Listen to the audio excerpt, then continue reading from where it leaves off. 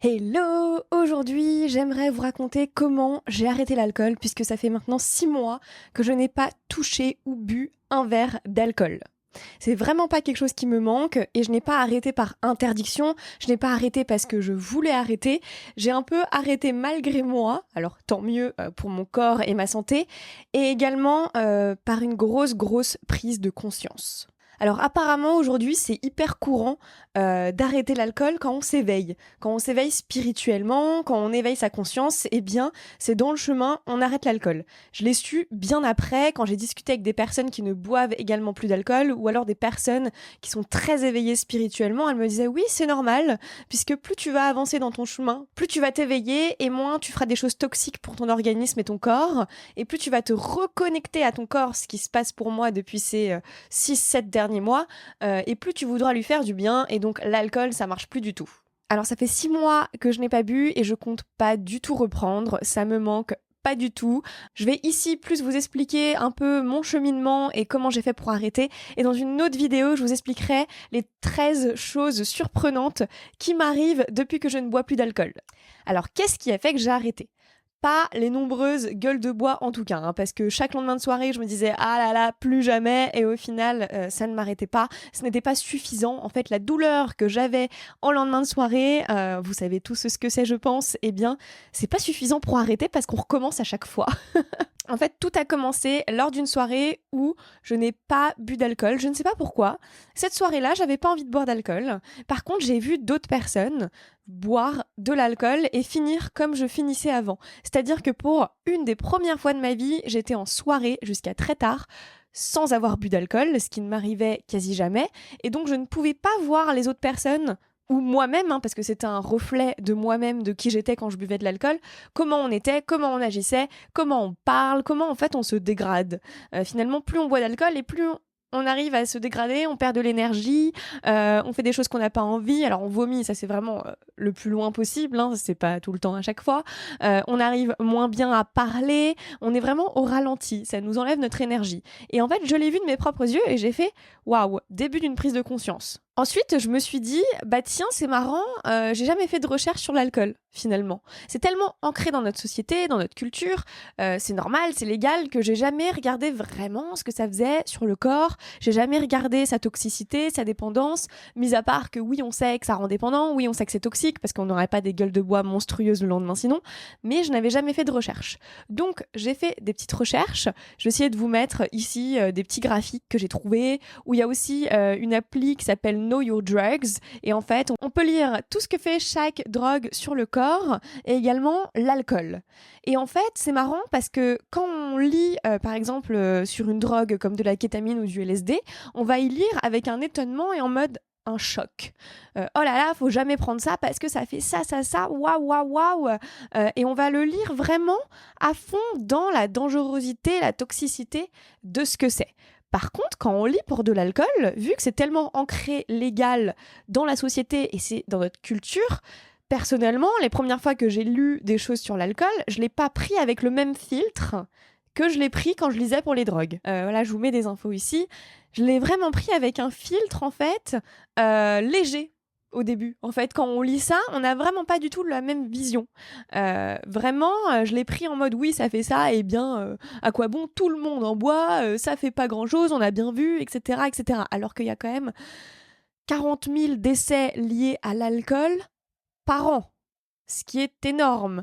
VS, je vous donne juste une autre statistique, mais la MDMA, il doit y avoir 3 décès liés à la MDMA par an, qui ne sont pas que liés à la MDMA, mais qui sont souvent liés à un mix entre l'alcool, la MDMA, le fait de ne pas avoir assez dormi, etc., etc. C'est jamais la MDMA toute seule qui tue les gens. Bon, d'ailleurs, l'alcool, c'est souvent quand on est au volant, mais au final c'est l'alcool tout seul quand on est au volant. Enfin bref, je vais pas m'épiloguer là-dessus, mais juste pour vous donner les chiffres. Et ne me dites pas oui mais c'est illégal, donc il n'y a pas le même nombre de personnes qui en prend.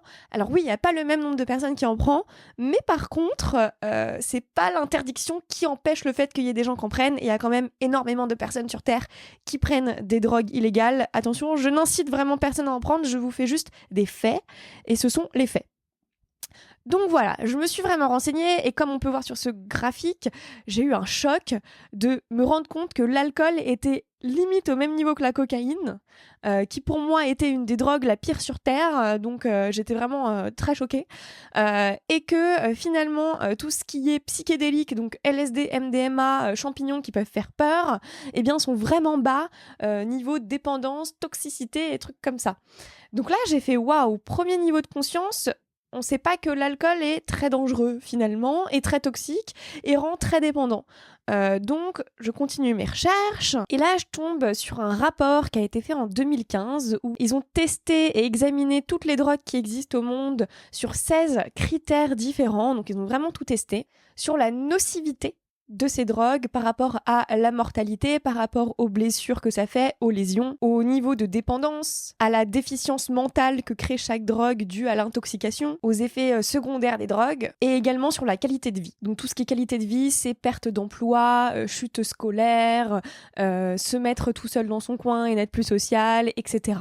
Et donc, les résultats de ces études, c'est que les drogues psychédéliques, donc MDMA, champignons hallucinogènes, kétamine, LSD, sont parmi les moins nocives qui existent sur Terre. Attention, elles sont illégales, sauf dans certains pays. Hein. Et que la drogue qui arrive tout en haut du podium de la plus nocive, c'est l'alcool. Et là, j'ai fait waouh! Waouh!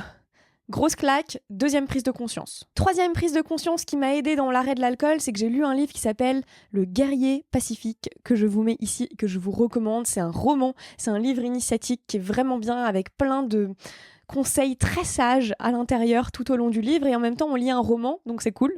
Et qui disait que tout rituel, toute habitude inconsciente est négative. Mais une activité, l'action en elle-même, que ce soit fumer, boire, prendre des drogues, n'est pas négative en elle-même. Elle est négative que si elle passe du côté habitude et pilote automatique de façon inconsciente. Donc l'action en elle-même, elle est ni bonne ni mauvaise, elle est neutre en fait si vous voulez. Et que chaque action que l'on fait a ses prix, a ses plaisirs. Et il faut vraiment conscientiser toutes les actions que l'on fait. Et pas que ça devienne des habitudes de manière inconsciente. Et c'est à partir du moment que tu as conscience du prix et des plaisirs de toutes tes actions, fumer, boire, manger du sucre, prendre des drogues, que tu deviens responsable de le faire ou de ne pas le faire. Et donc tu fais le choix de le faire ou de ne pas le faire, en ayant conscience de tout ça. Et en fait, je me suis rendu compte qu'avec l'alcool, eh bien, je le faisais de manière pilote automatique inconsciente. C'est-à-dire que je ne faisais même plus attention au fait que je bois de l'alcool. J'arrivais dans un événement, coupe de champagne, bah oui, normal. J'arrivais à un dîner, verre de vin rouge, bah oui, normal. Je ne choisissais pas, en fait, forcément, de boire. C'était un lifestyle. Un lifestyle négatif, puisque c'était de manière inconsciente, pilote automatique. Il y avait des occasions pour tout le temps, de boire, et c'était très social, donc finalement, je ne me posais pas la question de est-ce que j'ai vraiment envie de le faire ? Est-ce que je connais les plaisirs ? Oui. Est-ce que je connais le prix ? Oui, non. Et ensuite de faire ce choix. Mais par contre, dans ce livre, la deuxième philosophie est lorsque tu es assis, sois assis. Lorsque tu décides de courir, cours. Lorsque tu décides de faire du sport, fais du sport. Si tu décides de faire la fête, fais la fête. N'hésite pas, ne le fais pas à moitié. Agis totalement à fond. Il ne faut pas faire comme l'évangéliste qui pensait à prier quand il faisait l'amour à sa femme et qui pensait à faire l'amour à sa femme quand il priait. Voilà, il ne faut pas de regret, il faut pas de culpabilité, il faut pas de honte et il faut y aller à fond quand on fait les choses de manière consciente. On agit, ce n'est pas une habitude, on choisit de le faire, ok, eh bien on le fait à fond. Et c'est comme ça aujourd'hui que j'ai décidé de vivre. Alors, j'ai enlevé l'alcool de ma vie, mais si j'avais décidé de garder l'alcool, eh bien je l'aurais fait comme ça. Je n'aurais plus bu toute la semaine, tout le week-end. Par contre, j'aurais choisi peut-être une soirée où là, j'aurais beaucoup bu. Finalement, je n'aime pas l'effet que ça donne sur moi, l'alcool, et je n'aime pas quand je bois beaucoup. Finalement, c'est pas forcément très bien. Donc, j'ai décidé de carrément l'enlever. En fait, il vaut mieux commettre une erreur avec toute ta conscience, ton esprit, ton être, que d'éviter soigneusement les erreurs avec un petit esprit tremblant. Et être responsable, c'est aussi bien connaître tous les prix que tous les plaisirs de tout ce que vous faites. Ça peut être aussi lié à manger, à la nourriture. Vous connaissez le plaisir de manger le sucre là maintenant, mais vous connaissez aussi le prix. Est-ce que vous êtes prêt à payer le prix de manger ce sucre ? Oui, et ben mangez tout le gâteau sans regret et sans culpabilité. Est-ce qu'ensuite vous allez regretter et culpabiliser, vous regardez dans le miroir ? ne mangez pas le gâteau. Ce n'est pas boire qui est malsain, ce n'est pas prendre des drogues qui est malsain, ce n'est pas fumer qui est malsain, c'est l'habitude de prendre de la drogue, de boire et de fumer ou de manger du sucre qui est malsain. C'est comme je peux boire un jour et ne plus boire pendant 6 mois. Je peux apprécier par exemple un cocktail un jour, mais ne pas avoir l'envie de continuer, que ce soit dans la soirée, dans la journée, dans la semaine, dans le mois ensuite. Et lorsque je bois, ce qui n'est plus mon cas, mais si je continue à boire, c'est un exemple, je ne me cache pas du prix à payer, c'est-à-dire que je sais très bien que je suis en train de faire du mal à mon foie, à mon organisme, à tout mon être quand je bois. Je peux prendre l'exemple de la cigarette, je peux prendre l'exemple des drogues, je peux prendre l'exemple de la nourriture. Je sais exactement quel prix est à payer quand je mange, quand je fume, quand je prends de la drogue, et je le fais de manière consciente, responsable, et de manière non habitude, non inconsciemment. Et ensuite, je fais et je ferai ce qu'il faut ou ce qu'il faudra pour contrecarrer, pour peser dans la balance tous les effets négatifs que ça m'a apporté. Donc par exemple, si je décide de manger ce gâteau, je sais que je vais devoir faire 3 fois plus de sport et manger ultra sainement les 3 prochains jours. Si je décide de prendre cette drogue un jour, je sais que pendant 3 semaines, il faudra que je fasse que du bien à mon organisme pour contrecarrer cette soirée, etc., etc. Donc c'est suite à ce livre et à cette 3e prise de conscience que j'ai décidé, sans le vouloir, d'arrêter l'alcool.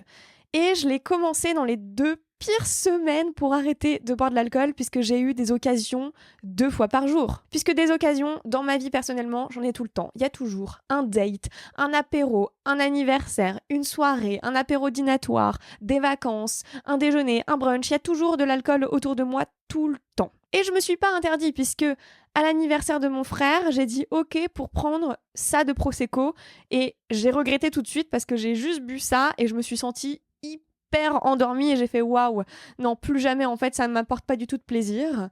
À un autre anniversaire, on m'a servi du champagne, pareil j'ai bu 2 gorgées, j'ai fait mais en fait non j'ai pas du tout envie, donc je l'ai fait pour trinquer mais après j'ai laissé ma coupe, ce qui a fait que ensuite je n'ai plus bu.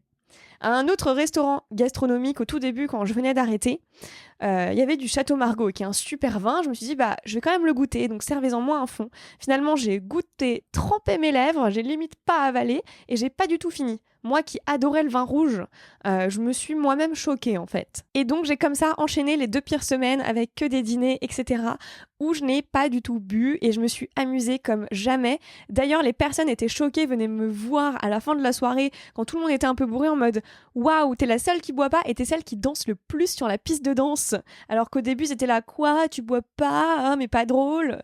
Et au final c'est moi qui dansais le plus. D'ailleurs dans le passé, j'ai voulu moins boire, c'est-à-dire que je me disais ok je bois que le week-end, ok aujourd'hui je bois pas, ok j'ai pas envie de boire aujourd'hui parce qu'on est dimanche ou des choses comme ça. Et en fait vu que mes amis ou les gens autour de moi savaient que je bois d'habitude et que c'est pas un je ne bois plus merci mais juste aujourd'hui je ne veux pas boire, ils insistaient et à la fin je finissais toujours par prendre un verre puisque c'était pas normal que je ne boive pas aujourd'hui puisque d'habitude je bois. Alors qu'aujourd'hui tout le monde sait que je bois pas, tout le monde le sait et d'ailleurs j'ai des amis en or parce qu'à chaque fois, plus personne me propose quoi que ce soit et même ils pensent à moi en m'achetant du kombucha ou des boissons qui ne sont pas alcoolisées. Plus personne n'insiste sur le fait bois un verre puisqu'en fait je ne bois pas. Donc je ne boirai pas un verre. Et même, ça va plus loin, ils me retirent des additions d'alcool, c'est-à-dire qu'ils retirent l'alcool au restaurant pour pas que je l'ai à le payer. Donc pour vous dire à quel point ça a changé le mindset autour de moi, le fait de ne plus du tout boire. Je me suis aussi rendu compte que l'alcool baissait complètement mon énergie, me vidait. En fait, quand je bois, j'ai plus d'énergie. Ça me baisse mon énergie, mais que ça soit vital, mon énergie de joie, ma kundalini, pour ceux qui savent. Voilà, ça me baisse mon énergie et je suis molle. Je sers à rien, je suis au ralenti. Voilà, ça baisse vraiment ma présence, ça baisse ma conscience. Je me suis aussi rendu compte que j'aimais pas le goût de l'alcool en fait. C'était vraiment dans ma tête pour m'adapter à la société, pour m'adapter à la culture. Je le fais tellement depuis petite, c'est-à-dire qu'à 16 ans, à 16 ans j'ai commencé à boire. Et donc depuis que j'ai 16 ans, je bois, puisque j'ai voulu m'adapter, être sociale et faire comme tout le monde. Et c'est en arrêtant que je me suis rendu compte que finalement j'aime pas du tout le goût de l'alcool. Mais vraiment pas, je me forçais et je me suis adaptée. Donc je me suis persuadée que j'aimais le whisky, que j'aimais le vin rouge, que j'aimais ça. Et finalement, les seules choses que j'aimais, c'était les cocktails ultra sucrés, mais maintenant, j'aime plus le sucre, donc je n'aime plus non plus. Et quand je demande, par exemple, un Moscow Mule sans alcool, et ben je kiffe mon Moscow Mule, donc c'était vraiment pas l'alcool dans le Moscow Mule que j'aimais. Et ensuite, je me suis rendu compte que je n'aimais pas l'effet que ça faisait sur mon corps. Cette perte de contrôle, cette baisse d'énergie, ce ralentissement, on n'est plus aware à 100%, nos intuitions sont complètement coupées, hein. Alors là, il n'y a plus d'intuition, on ressent plus rien. Quand on boit de l'alcool, ça coupe tout. Et donc, sachant ces deux choses, je n'aime pas le goût, je n'aime pas ce que ça fait sur mon corps, et bah finalement, je vais pas en boire. Et j'ai vu que socialement, c'était pas du tout un problème, en fait, c'est dans notre tête. Si on pense que ça va être un problème et qu'on va être out of the group, et qu'on va être de notre côté, et qu'on va se sentir seul parce qu'on boit pas d'alcool, c'est dans notre tête, et c'est vous qui allez agir comme ça. Alors qu'aujourd'hui, je bois pas d'alcool et tout se passe très bien. J'ai même des amis qui vont me chercher des bouteilles d'eau en soirée pour me les ramener et ça me fait trop plaisir parce qu'ils savent que je bois pas d'alcool. Ils font toujours attention à moi pour me commander un truc sans alcool. Donc finalement, c'est même l'inverse. Et ils ne sont pas là en mode t'as pas bu donc t'es pas avec nous. Non, ton énergie, elle est là et elle est là que t'aies bu ou que t'aies pas bu et elle est même beaucoup plus là quand tu bois pas. Et c'est juste dans la tête en fait. Aussi, vous pouvez vous faire confiance qu'à vous et vous pouvez avoir votre confiance en vous. Elle est là juste pour vous. C'est-à-dire que vous n'êtes pas en mode « il me faut de l'alcool pour que je puisse danser. Il me faut de l'alcool pour que je puisse aller lui parler. Il me faut de l'alcool pour que j'aille à cette soirée. Il me faut de l'alcool pour me lâcher, me désinhiber. » Non, là, c'est tout vous.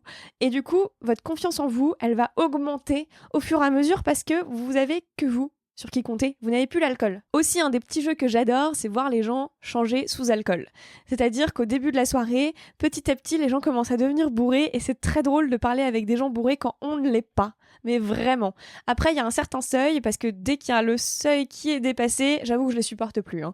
Les personnes bourrées qui étaient comme moi, parce que moi j'étais comme ça aussi avant, et là je me dis waouh, heureusement que j'ai changé, je les supporte plus. Je ne peux plus. Il y a un truc d'énergie qui fait que à un certain seuil, bye bye, je m'en vais. Si il y a que des personnes bourrées dans la soirée, je m'en vais en fait, je peux pas rester. Heureusement, j'ai des amis et un entourage qui ne sont pas du tout comme ça à boire beaucoup trop. Alors il y a toujours une personne dans la soirée, mais je vais l'éviter. Et en fait, ça va se faire automatiquement. Hein, l'énergie ne va pas s'accrocher. Voilà. Et pour finir, je n'ai plus aucune gueule de bois. C'est fini. Plus jamais de gueule de bois de ma vie. Donc vraiment trop contente. Je vous expliquerai dans une autre vidéo que j'ai quand même des jours un peu off et qui sont liés qu'à mes émotions, alors qu'avant je fuyais avec l'alcool. Donc je vous expliquerai tout ça. Et j'ai aussi, accessoirement, perdu 5 kilos. Qui est plus ou moins dû à l'alcool, je pense, puisque on boit quand même beaucoup de calories quand on boit de l'alcool. Aujourd'hui, à la place de boire de l'alcool, je bois du Perrier tranche ou un citron pressé ou du kombucha. Donc c'est tout quasiment sans sucre. Je boirai jamais un soda parce qu'en fait, j'ai pas envie de boire des calories, ça sert à rien. Et l'eau, c'est très bien. Et finalement, il y a plein de soirées où je bois juste de l'eau et je m'amuse énormément. Et finalement, le corps n'a pas besoin d'autant de calories, de choses néfastes à l'intérieur pour survivre, vivre, avoir confiance et être pleinement présent lors de ces soirées. Événements, birthday party, date, whatsoever. Pour les nouveaux ou ceux qui ne le savent pas, j'ai un podcast privé qui s'appelle Inside Game Changer. Je vous mets le lien dans la description.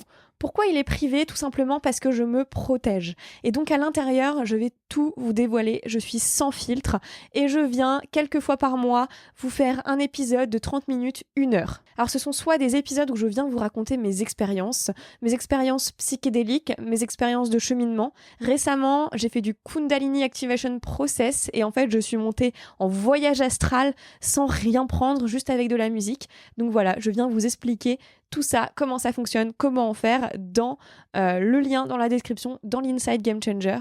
Il y a aussi des épisodes beaucoup plus pragmatiques et pratiques sur par exemple comment construire sa communauté, comment grandir sur les réseaux sociaux, quelles sont les dernières tendances. Donc n'hésitez pas à vous abonner, vous avez 7 jours pour écouter gratuitement. Et je viens vraiment me protéger parce que malheureusement, je parle souvent de sujets qui peuvent beaucoup faire parler et qui font peur. Et donc la peur amène les gens à critiquer, etc. Donc c'est pour ça que je me protège et que ça sera uniquement dans l'Inside Game Changer, notamment les prochains épisodes sur les psychédéliques, sur tout ce qui est bad trip, set and setting. Et je vais parler de chaque molécule en précision, ça sera dans l'Inside, donc n'hésitez pas à vous abonner. Et à la semaine prochaine pour un nouvel épisode.